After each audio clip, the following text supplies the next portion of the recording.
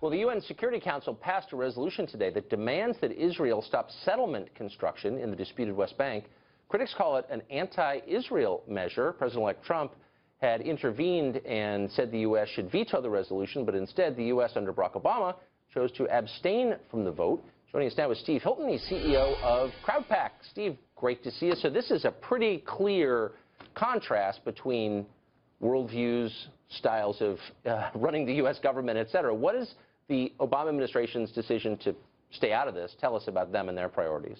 Well, quite a lot. And actually, when I heard the news, Tucker, do you know what came to my mind? It was actually Hillary Clinton testifying in Congress. I heard that and I thought, what difference at this point does it make? He's on his way out. This is total gesture politics. It's completely ridiculous. The whole sequence of events where Trump intervened to say that he was going to change things when he got in, and therefore there's no point having this vote because he's going to have a completely different approach. Then the Obama people come in and get a whole bunch of countries to put the vote up so that they could just do this gesture of abstaining. Right. It's just completely ridiculous. It just makes the UN, I think, look like a joke.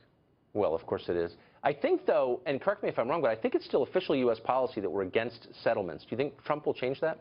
I think so, and I think what you saw in his response to this was that there are going to be some big changes on January the 20th, and we really need big changes, particularly at the UN. I mean, I used to work in government in the UK with David Cameron, and almost like every interaction with the UN just confirmed to me what a ridiculous organization it is. Generally speaking, it is almost comically anti-Israel, it's bureaucratic, it's corrupt. It is really, really in need of a big shake-up. And just as Trump is coming in and saying, I'm going to shake things up generally with his attitude to everything from government contracts to economic policy, this is another area, I think, where his straight-talking style, which you've seen in the last couple of days, which all the diplomats have gone nuts about, actually is exactly what we need.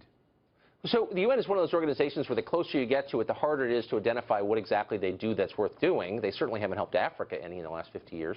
But there's also a reluctance to pull out of it or to ignore it completely. Do you think we should just basically bow out, stop paying? I do. I mean, I really do. I remember when we were working to try and reform what's called the Millennium Development Goals. That's the UN's effort to try and combat global poverty.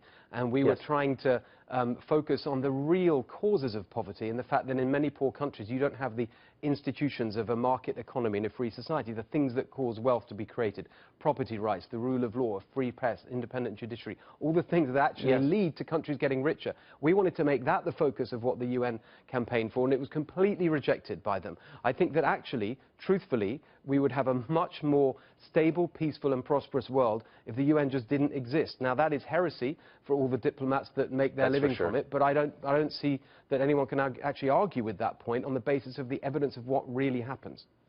Well, I mean, if Trump is willing to cast doubt on America's commitment to NATO, which I don't think any American president has ever done, why wouldn't he be doubly aggressive with our posture toward the UN? Well, I really hope he will be. And again, there's going to be a shock and people are going to be horrified. But I think that, as with so many of the things where he's challenging these kind of sacred cows and breaking all these taboos, the proof of it will be in what happens. And he's also said that something that he really wants to get into is the Middle East peace process and really trying to, as he put it, make a deal there. Now, he knows how to negotiate. He's shown that already since even before taking office, and he's taken this strong position on Russia, on China, right across the board. He's shaking things up by just being who he said he was all along in the campaign, which is a businessman who wants results and who understands how to negotiate. In foreign policy, that is exactly what you need. It's going to be the 50th anniversary of the partition of Israel, or whatever we're calling it, and the UN hasn't helped at all, so maybe that will help. Who knows? Steve, thanks a lot.